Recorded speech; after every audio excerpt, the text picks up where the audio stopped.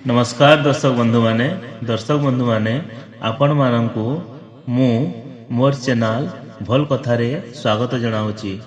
दर्शक बंधु माने स्त्री क्यों दिन चूड़ी पिंधिले स्वामी को आयुष कमी जाए। थरे माँ लक्ष्मी भगवान विष्णु को साक्षात करने गले एवं प्रभु को पाखरे पहुंची कहले, प्रभु मु जेतेबेले आपण को साक्षात करने आसुथिली आसीबा बाटरे मोर नजर मृत्युलोक उपरे पड़िला। मु देखिली कि किछि सधवा स्त्री माने निज भितर चर्चा करुथिले कि स्त्रीर गोटे जिनिस छुई देले तार भाग्य बदली जीव एवं स्त्री जदि एही दिन चूड़ी पिंधिबो तार स्वामीर आयुष कमी जीव। स्वामी मु जेतेबेलठु से चर्चा शुणिली मो मन विचलित हेउछि। सेथिपाई मु आपणको अनुरोध करुछि कि आपण मोर एही दुईटी प्रश्नर उत्तर दे मोर मन को शांत करंतु। भगवान विष्णु कहले, हे देवी लक्ष्मी मु तुमर दुईटी प्रश्नर उत्तर एक छोट कहानी माध्यम रे देवी, किंतु मोर गोटे शर्त अछि कि कहानी सुनाइला बेले तुमे कहानीटिकू मन दे शुणिबो, कारण अधा अधूरा ज्ञान शुणिले अधा अधूरा ज्ञान प्राप्ति हेबो, जो ज्ञान कौनसी कामरे आसीबो नाही। भगवान विष्णु को कथा सुनी माँ लक्ष्मी कहले, ठीक अछि स्वामी मु आपणको कथा देउछि कि कहानीटी सरीबा पर्यंत मु कहानीटिकू मन दे निश्चय शुणिबी। एथर कहानी कहवा आरंभ करंतु। भगवान विष्णु कहले, गोटे नगरी रे जड़े साहुकार रहुथिले। से बहुत धनवान थिले। तांको पाखरे सबु किछि थिला, भल व्यवसाय और रहबा पई बड़ घर भी थिला एवं समस्तंकर विवाह होई सारिथिला। साहुकारंकर तीनी बहु थिले और सेमानंकर स्वभाव मध्य बहुत भल थिला। बहु माने सासु ससुर और स्वामी मानंकर बहुत सेवा जत्न करुथिले। सेतिपई घरे सर्वदा सुख और शांतिर वातावरण रहुथिला। किंतु साहुकारंकर बड़ पुओर स्वभाव मध्य भल नथिला। तेणु साहुकारंकर बड़ पुओंको सहित बापा माँ भल पडु नथिले। तेणु साहुकार तांकर धन संपत्ति को बड़ पुओ को देले नहीं, किंतु दुई पुओ और तीनी बहुंको मध्य रे बांटी देले। एही कारणरू बड़ पुओर आर्थिक अवस्था भल रहिला नहीं। भगवान विष्णु कहले, हे देवी साहुकार सबु बेले निज मन भितरे चिंता करुथिले कि भगवान मते सबु किछि देले किंतु गोटिए झियो देले नहीं। जदि मोर गोटिए झियो थांता तेबे मु ताकू मो मनर कथा सबु कहि थांती, ताकू बहुत स्नेह श्रद्धा करि थांती। साहुकार निज पत्नी को सहित जीवन अतिबाहित करुथिले, किंतु कन्या संतान नथिबा कारणरू मन भितरे बहुत दुख अनुभव करुथिले। साहुकार सबुबेले निज घर पाखर मंदिर को जाउथिले राधा रानी को दर्शन करिया पई। गोटिए दिन जेतेबेले साहुकार राधा रानी को दर्शन करिया पई गले, सेतेबेले से सही मंदिर रे जने साधु को देखिले। साहुकारंको दुखी देखि साधु पचारिले, तुमे काहेकि दुखी अछ? साहुकार कहले, मोर गोटिए झियो नाही बोली मु सर्वदा दुखी रहुची। साधु स्मित हास्य होई कहले, जदि जीवन रे कहार अभाव अछि तेबे सेई जागा रे भगवान को बसई दियो। साहुकार कहले, मोर केही झियो नाहंती, तेबे मोर कोन करिबा उचित? साधु महात्मा कहले, तुमे राधा रानी को निजर झियो मानि नियो। साधु महाराजंक कथा सुनी साहुकार दिन सारा राधा रानी को एक बड़ चित्र आनिले एवं घरे लगाई देले। सेबेठारु साहुकारंकर पूरा जीवन बदली गला। से उठिले, बसिले, शोइले, जागिले राधा रानी को निजर झियो भावी ता सहित कथबार्ता हेबाकू लागिले। साहुकार निजर झियो राधा रानी को निजर मन कथा कही खुशी अनुभव करिया पई लागिले। एहीपरि भावरे साहुकारंकर राधा रानी को पाखरे एमिति मन लागिगला जे से जेतेबेले दुकान को जाउथिले राधा रानी को भोग लगई प्रसाद पाई जाउथिले एवं संध्या बेलकू फेरी राधा रानी को प्रणाम करी तांको सहित कथबार्ता करुथिले एवं भोग लगई तार प्रसाद ग्रहण करुथिले। साहुकार जेबेठारु राधा रानी को निजर झियो भावरे स्वीकार करिथिले सेबेठारु से खुशी रे जीवन अतिबाहित करुथिले। जेतेबेले किए पचारुथिला तुमर केतोटी पिला, साहुकार कहूतिले मोर 3 पुओ ତିନି ବୋହୂ ଓ ଗୋଟିଏ ଝିଅ। ଭଗବାନ ବିଷ୍ଣୁ କହିଲେ, ଦେବୀ, ଗୋଟିଏ ଦିନ ସାହୁକାରଙ୍କ ଘରକୁ ଚୁଡ଼ି ପିନ୍ଧାଳି ମନିହାରିନ୍ ଆସିଲା। କିନ୍ତୁ ରାଧାରାଣୀ ଚିନ୍ତା କରିଲେ, ଆଜି ତ ଠିକ୍ ଦିନ ନୁହେଁ, ଆଜିର ଦିନରେ ଚୁଡ଼ି ପିନ୍ଧିବା ଶୁଭ ନୁହେଁ। ରାଧାରାଣୀ ନିଜ ମାୟାରେ ଚୁଡ଼ିର ରଙ୍ଗ ଖରାପ କରିଦେଲେ। ସେଥିପାଇଁ ସାହୁକାରଙ୍କ ବୋହୂମାନେ ଚୁଡ଼ି ନ ପିନ୍ଧି ମନିହାରିନ୍କୁ ଫେରାଇ ଦେଲେ। ତାପରେ ମନିହାରିନ୍ ଘରକୁ ଗଲା ପରେ ସେ ଚୁଡ଼ିର ରଙ୍ଗ ସୁନ୍ଦର ହୋଇଯାଇଥିଲା। ତାପରେ ମନିହାରିନ୍ ଚୁଡ଼ିକୁ ନେଇ ସାହୁକାରଙ୍କ ଘରକୁ ଆସିଲା। ଏଥର ସାହୁକାରଙ୍କର ତିନି ବୋହୂ ଚୁଡ଼ି ପିନ୍ଧିଲେ ଏବଂ ସ୍ୱୟଂ ରାଧାରାଣୀ ଚୁଡ଼ି ପିନ୍ଧିବା ପାଇଁ ପ୍ରକଟ ହେଲେ। ଯେତେବେଳେ ମନିହାରିନ୍ ରାଧାରାଣୀଙ୍କ ସ୍ୱରୂପ ଦେଖିଲା, ସେ ପୁରାପୁରି ସ୍ତବ୍ଧ ହୋଇଗଲା। ରାଧାରାଣୀ ମନିହାରିନ୍କୁ କହିଲେ, ମୋତେ ବି ଚୁଡ଼ି ପିନ୍ଧାଅ। ରାଧାରାଣୀଙ୍କ ପାଟି ଶୁଣି ମନିହାରିନ୍ ଭାବିଛି କି ବୋଧହୁଏ ସାହୁକାରଙ୍କର ଘରକୁ କେହି ଅତିଥି ଆସିଛନ୍ତି, କାହିଁକି ନା ସେ ଯେତେବେଳେ ସାହୁକାରଙ୍କ ଘରକୁ ଚୁଡ଼ି ପିନ୍ଧାଇବା ପାଇଁ ଆସେ, ସେତେବେଳେ ସାହୁକାରଙ୍କର ତିନି ବୋହୂ ଚୁଡ଼ି ପିନ୍ଧିବା ପାଇଁ ଆସନ୍ତି। ମନିହାରିନ୍ ଏମିତି ସବୁ ଚିନ୍ତା କରି କରି ରାଧାରାଣୀଙ୍କୁ ଚୁଡ଼ି ପିନ୍ଧେଇ ଦେଲେ ଏବଂ ରାଧାରାଣୀ ଚୁଡ଼ି ପିନ୍ଧି ସାରିବା ପରେ ଏକ ଓଟ ଉପରେ ବସି ଅନ୍ତର୍ଧ୍ୟାନ ହୋଇଗଲେ। ସମସ୍ତଙ୍କୁ ଚୁଡ଼ି ପିନ୍ଧାଇ ସାରିବା ପରେ ମନିହାରିନ୍ ତାର ପ୍ରାପ୍ୟ ନେବା ପାଇଁ ସାହୁକାରଙ୍କ ଦୋକାନକୁ ଗଲା। ମନିହାରିନ୍ କହିଲା, ଘରକୁ ଚୁଡ଼ି ପିନ୍ଧାଇବା ପାଇଁ ଯାଇଥିଲି, ତିନି ବୋହୂଙ୍କୁ ଚୁଡ଼ି ପିନ୍ଧାଇ ଆସିଲି। ତାପରେ ସାହୁକାର ମନିହାରିନ୍କୁ ସବୁବେଳେ ଯେତିକି ଟଙ୍କା ଦେଉଥିଲେ ସେତିକି ଟଙ୍କା ଦେଲେ। କିନ୍ତୁ ମନିହାରିନ୍ କହିଲା, ଆଜ୍ଞା, ମୁଁ ଆଜି 3 ଜଣଙ୍କୁ ନୁହେଁ 4 ଜଣଙ୍କୁ ଚୁଡ଼ି ପିନ୍ଧାଇଛି, ତେଣୁ ମୋତେ ଅଧିକ ଟଙ୍କା ଦିଅନ୍ତୁ।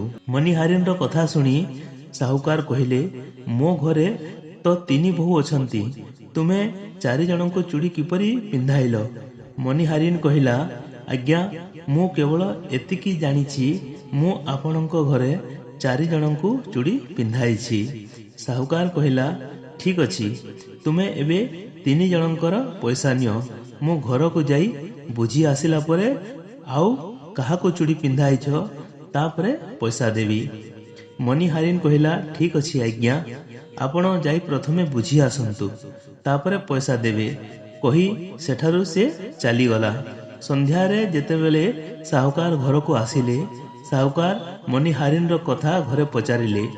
ବୋହୂମାନେ କହିଲେ, ଆମେ 3 ଜଣ ହିଁ ଚୁଡ଼ି ପିନ୍ଧିଛୁ। ସାହୁକାର କହିଲେ, ମୁଁ ସେଇ କଥା ମନିହାରିନ୍କୁ ସେତେବେଳଠୁ ବୁଝାଉଛି, କିନ୍ତୁ ମନିହାରିନ୍ କହୁଛି ତୁମ ଘରେ ଚତୁର୍ଥ ଲୋକଙ୍କୁ ଚୁଡ଼ି ପିନ୍ଧାଇଛି। ବୋହୂମାନେ କହିଲେ, ଏଇ ଚତୁର୍ଥ ଲୋକ କିଏ? ସାହୁକାର କହିଲେ, ମୁଁ କିଛି ବୁଝିପାରୁନି, କହି ନିଜ କାର୍ଯ୍ୟରେ ସେ ଲାଗି ପଡ଼ିଲେ। ସାହୁକାର ରାଧା ରାଧା ଜପି ରାଧାରାଣୀଙ୍କୁ ଭୋଗ ଲଗାଇ ରାତ୍ରିରେ ଶୋଇପଡ଼ିଲେ। ଯେତେବେଳେ ସାହୁକାରଙ୍କୁ ନିଦ ଆସିଗଲା, ତାଙ୍କ ସ୍ୱପ୍ନରେ ରାଧାରାଣୀ ପ୍ରକଟ ହେଲେ ଓ ରାଧାରାଣୀଙ୍କ ଆଖିରେ ଅଶ୍ରୁ ଥିଲା। ସାହୁକାର ପଚାରିଲେ, ଝିଅ, ତୁମେ ଉଦାସ କାହିଁକି ଅଛ? ଶ୍ରୀ ରାଧାରାଣୀ କହିଲେ, ଆପଣ ମୋତେ ଝିଅ କରିଲେ, କିନ୍ତୁ ଆପଣ ମୋ କଥା ସମ୍ପୂର୍ଣ୍ଣ ରୂପେ ଭୁଲିଗଲେ, ସେଥିପାଇଁ ମୁଁ ବହୁତ ଦୁଃଖୀ। ଏହି କଥା ଶୁଣି ସାହୁକାର ସ୍ୱପ୍ନରେ କାନ୍ଦି କାନ୍ଦି କହିଲେ, ଝିଅ, ମୋତେ କ୍ଷମା କରିଦେ, ମୋର ଭୁଲ ହୋଇଯାଇଛି। କହି ସାହୁକାର ତୁରନ୍ତ ଉଠି ଠିଆ ହୋଇ ପଡ଼ିଲେ। ତାଙ୍କର ଆଖିରୁ ଅଶ୍ରୁ ଧାର ଧାର ହୋଇ ବହି ଚାଲିଥାଏ। ସାହୁକାର ସିନ୍ଧୁକରୁ ପଇସା ବାହାର କରି ମନିହାରିନ୍ ଘର ଆଡ଼କୁ ଆଗେଇ ଚାଲିଲେ। ସାହୁକାର ମନିହାରିନ୍ ଘର ପାଖରେ ଠିଆ ହୋଇ କବାଟ ବାଡ଼େଇଲେ। ଯେତେବେଳେ ମନିହାରିନ୍ କବାଟ ଖୋଲିଲା, ସେ ଦେଖିଲା ସାହୁକାର ଠିଆ ହୋଇଛନ୍ତି ଏବଂ ତାଙ୍କ ଆଖିରୁ ଅଶ୍ରୁ ଧାର ଧାର ହୋଇ ବହୁଛି। ସାହୁକାର ମନିହାରିନ୍କୁ କହିଲେ, ତୁମ ଭଳି ବଡ଼ ଭାଗ୍ୟ କାହାର ନାହିଁ, ତୁମେ ବହୁତ ଭାଗ୍ୟବାନ। ମନିହାରିନ୍ କହିଲା, ଆଜ୍ଞା, କ'ଣ ହେଲା, ଏମିତି କାହିଁକି କହୁଛନ୍ତି? ସାହୁକାର କହିଲେ, ମୁଁ ରାଧାରାଣୀଙ୍କୁ ମୋ ଝିଅ କରିଛି, କିନ୍ତୁ ମୁଁ ତାଙ୍କୁ କେବେ ମୋ ଆଖିରେ ଦେଖିନଥିଲି, କିନ୍ତୁ ତୁମେ ଆଜି ତୁମ ହାତରେ ତାଙ୍କୁ ଚୁଡ଼ି ପିନ୍ଧାଇଛ। ତୁମଠାରୁ ଭାଗ୍ୟଶାଳୀ ଆଉ କେହି ବି ନାହାନ୍ତି। ମୁଁ ତୁମକୁ ମୋ ଝିଅ ପିନ୍ଧିଥିବା ଚୁଡ଼ିର ପଇସା ଦେବାକୁ ଆସିଛି। ଏହା କହି ସାହୁକାର ଆଣିଥିବା ମୁଦ୍ରା ଥଳିକୁ ତାଙ୍କ ହାତରେ ଧରାଇଦେଲେ ଆଉ କହିଲେ, ଯାହା ନେବାର ଅଛି ଏଥିରୁ ତୁମେ ନେଇଯାଅ। ଯେତେବେଳେ ମଣିହାରିନ୍ ଜାଣିଲା ସ୍ୱୟଂ ରାଧାରାଣୀ ତା ହାତରୁ ଚୁଡ଼ି ପିନ୍ଧିବା ପାଇଁ ଆସିଥିଲେ, ତା ଆଖିରୁ ମଧ୍ୟ ଅଶ୍ରୁର ଧାର ବହିବା ଲାଗିଲା। ମଣିହାରିନ୍ କହିଲା, ସାହୁକାର ଆଜ୍ଞା, ରାଧାରାଣୀଙ୍କୁ ଚୁଡ଼ି ପିନ୍ଧାଇବା ପଇସା ମୁଁ କିପରି ଆପଣଙ୍କ ଠାରୁ ନେଇପାରିବି? ମଣିହାରିନ୍ କହିଲା, ଏମିତି ସୌଭାଗ୍ୟ କାହାକୁ ମିଳିପାରିବ ଯାହା ମୋତେ ମିଳିଥିଲା। ମୁଁ ନିଜ ହାତରେ ରାଧାରାଣୀଙ୍କୁ ଚୁଡ଼ି ପିନ୍ଧାଇଛି। ମୁଁ ଆପଣଙ୍କ ଠାରୁ ପଇସା ନେଇ ପାରିବି ନାହିଁ। ଭଗବାନ ବିଷ୍ଣୁ କହିଲେ, ହେ ଦେବୀ, ସାହୁକାର କିନ୍ତୁ ମଣିହାରିନ୍‌ର କୌଣସି କଥା ନ ଶୁଣି ମୁଦ୍ରା ଥଳିଟିକୁ ତା ଘରେ ରଖିଦେଇ ଚାଲି ଆସିଲେ ନିଜ ଘରକୁ। ତାପରେ ନିଜ ସ୍ତ୍ରୀକୁ ଧରି ଚାଲିଗଲେ ରାଧାରାଣୀଙ୍କ ମନ୍ଦିରକୁ। ସେହିଦିନ ଠାରୁ ସାହୁକାର ନିଜର ସବୁ କିଛି ତ୍ୟାଗ କରି ସନ୍ନ୍ୟାସୀ ହୋଇଗଲେ ଓ ନିଜର ଶେଷ ଜୀବନକୁ ଶ୍ରୀ ରାଧାରାଣୀଙ୍କ ଭକ୍ତିରେ ତାଙ୍କ ମନ୍ଦିରରେ କାଟିଦେଲେ। ସାହୁକାର ଓ ତାଙ୍କର ପତ୍ନୀ ରାଧାରାଣୀଙ୍କ ଭକ୍ତିରେ ହଜିଗଲେ। ଏପଟେ ରାଧାରାଣୀ ସାହୁକାରଙ୍କ ବଡ଼ ପୁଅକୁ ଆସି କହିଲେ, ତୁମେ ନିଜ ମାଆର ସେବା କରୁନାହଁ, ସେଥିପାଇଁ ତୁମର ଏହିଭଳି ସ୍ଥିତି ହୋଇଛି। ତୁମେ ଆଜିଠାରୁ ନିଜ ମାଆର ପାଦ ଛୁଇଁବା ଆରମ୍ଭ କର। ରାତାରାତି ତୁମର କିଭଳି ଭାଗ୍ୟ ବଦଳିଯିବ ଦେଖିବ।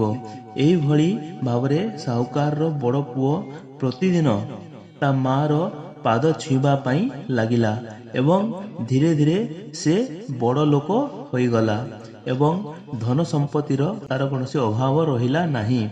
ଭଗବାନ ବିଷ୍ଣୁ କହିଲେ, ହେ ଦେବୀ, ତୁମର ପ୍ରଥମ ପ୍ରଶ୍ନ ଥିଲା ସ୍ତ୍ରୀକୁ ନ ପଚାରି ତାର କେଉଁ ଜିନିଷ ଛୁଇଁଦେଲେ ରାତାରାତି ଭାଗ୍ୟ ବଦଳିଯାଏ। ଏହି କଥାଟିକୁ ଭଲରେ ବୁଝ ଦେବୀ। ଯେଉଁ ମଣିଷ ସାହୁକାରର ବଡ଼ ପୁଅ ପରି ନିଜ ମାଆର ପାଦ ଛୁଇଁ ସେବା କରିବ ଏବଂ ମାଆର ଚରଣାମୃତ ପାନ କରିବ, ସେ ଲୋକର ଶୋଇ ରହିଥିବା ଭାଗ୍ୟ ରାତାରାତି ଚମକି ଉଠିବ। ସେ ଗୋଟେ ଦିନ ବହୁତ ବଡ଼ ଲୋକ ନିଶ୍ଚୟ ହେବ। ଭଗବାନ ବିଷ୍ଣୁ କହିଲେ, ତୁମର ଦ୍ୱିତୀୟ ପ୍ରଶ୍ନର ଉତ୍ତର ଏବେ ଶୁଣ। ସ୍ତ୍ରୀ କେଉଁ ଦିନ ଚୁଡ଼ି ପିନ୍ଧିଲେ ତାର ସ୍ୱାମୀର ଆୟୁଷ କମିଯାଏ? ଯେଉଁଦିନ ମଣିହାରିନ୍ ସାହୁକାରଙ୍କର 3 ବୋହୂଙ୍କୁ ଚୁଡ଼ି ପିନ୍ଧାଇବା ପାଇଁ ଆସିଥିଲା, ସେହିଦିନ ରାଧାରାଣୀ ଦେଖିଲେ କି ମଙ୍ଗଳବାର ଥିଲା। ସେଥିପାଇଁ ରାଧାରାଣୀ ତାଙ୍କ ମାୟାରେ ଚୁଡ଼ିର ରଙ୍ଗକୁ କଳା କରିଦେଲେ। ସେଥିପାଇଁ ସାହୁକାରଙ୍କ ବୋହୂମାନଙ୍କୁ ଚୁଡ଼ିର ରଙ୍ଗ ପସନ୍ଦ ହେଲା ନାହିଁ। 2 ଦିନ ପରେ ମଣିହାରିନ୍ ଶୁକ୍ରବାର ଦିନ ଚୁଡ଼ି ନେଇ ଆସିଲା। ରାଧାରାଣୀଙ୍କ କୃପାରୁ ଚୁଡ଼ିର ରଙ୍ଗ ପୁଣି ଆଉଥରେ ସୁନ୍ଦର ହୋଇଗଲା। ସେହିଦିନ ସାହୁକାରଙ୍କର 3 ବୋହୂ ଓ ରାଧାରାଣୀ ଚୁଡ଼ି ପିନ୍ଧିଲେ।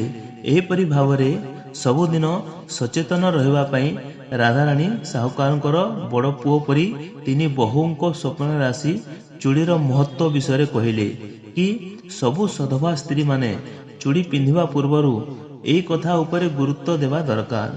ସଧବା ସ୍ତ୍ରୀମାନେ ସଦାବେଳେ 21ଟି ଚୁଡ଼ି ପିନ୍ଧିବା ଦରକାର। ନୂଆ ଚୁଡ଼ି ସର୍ବଦା ସକାଳେ କିମ୍ବା ସନ୍ଧ୍ୟାବେଳେ ପିନ୍ଧିବା ଉଚିତ। ନୂଆ ଚୁଡ଼ି ସର୍ବଦା ଶୁକ୍ରବାର କିମ୍ବା ରବିବାର ଦିନ ପିନ୍ଧିବା ଦ୍ୱାରା ସ୍ୱାମୀଙ୍କର ଆୟୁଷ ବଢ଼େ। ଚୁଡ଼ି ମଙ୍ଗଳବାର ଦିନ କିମ୍ବା ଶନିବାର ଦିନ କିଣିବା କିମ୍ବା ପିନ୍ଧିବା ଉଚିତ ନୁହେଁ। ଏମିତି କଲେ ସ୍ୱାମୀଙ୍କର ଆୟୁଷ କମିଯାଏ। ଚୁଡ଼ି 16 ଶୃଙ୍ଗାର ମଧ୍ୟରୁ ଗୋଟିଏ ଅଟେ। ସେଥିପାଇଁ ବୁଝି ବିଚାରି ସଠିକ୍ ଦିନ ଓ ସଠିକ୍ ସମୟରେ ଚୁଡ଼ି ପିନ୍ଧିବା ଉଚିତ। ଦର୍ଶକ ବନ୍ଧୁମାନେ, ଯଦି ଆପଣଙ୍କୁ ମୋର ଏ ଭିଡ଼ିଓଟା ପସନ୍ଦ ଲାଗିଲା ତ ମୋ ଚ୍ୟାନେଲକୁ ଲାଇକ୍ କରିଦେବେ, ସବସ୍କ୍ରାଇବ୍ କରିଦେବେ ଆଉ କମେଣ୍ଟରେ ଜୟ ମା ଦୁର୍ଗା ଅବଶ୍ୟ ଲେଖିବେ। ଭଗବତୀ ଦୁର୍ଗା ଆପଣ ସମସ୍ତଙ୍କର ମଙ୍ଗଳ କରନ୍ତୁ। ଏହି ଶୁଭକାମନା ସହିତ ଜୟ ମା ଦୁର୍ଗା।